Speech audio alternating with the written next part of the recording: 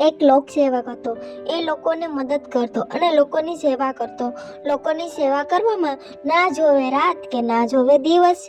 એક રાતની વાત છે. બન્યું એવું કે આ રાતે મસ્ત સૂતો હતો ત્યારે એને એક સ્વપ્ન જોયું. સ્વપ્નમાં એક દેવદૂતને કંઈક લખતા જોયા. લોકસેવકે સ્વપ્નમાં જ પૂછ્યું, દેવ, આ સુંદર ગ્રંથમાં શું લખી રહ્યા છો? દેવદૂતે જવાબ આપ્યો, હું ભગવાનના એ ભક્તોની યાદી બનાવી રહ્યો છું જે એમની સાચી ઉપાસના કરે છે અને જેમને ભગવાનની પાસે આસન મેળવવાનો અધિકાર છે, જે પ્રભુને વહાલા છે.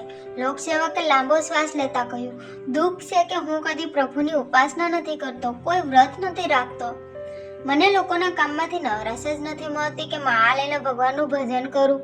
મને સ્વર્ગમાં કેવી રીતે સ્થાન મળશે? દેવદૂત ચાલ્યા ગયા. લોકસેવકની ઊંઘ ઉડી ગઈ. થોડી વાર પછી ફરી આંખ લાગી ગઈ તો એમણે બીજું સ્વપ્ન જોયું. એમને આ વખતે પણ દેવદૂત જ દેખાયા.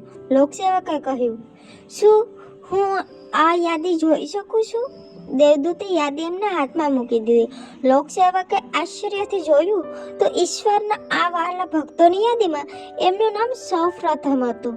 એમણે આશ્ચર્ય પામીને પૂછ્યું, અરે, મારું નામ ભગવાનના ભક્તોની યાદીમાં કેવી રીતે આવી ગયું? મેં તો કદી મંદિરમાં ભગવાનના માથું પણ નમાવ્યું નથી, મસ્જિદમાં નમાઝ પણ પઢી નથી.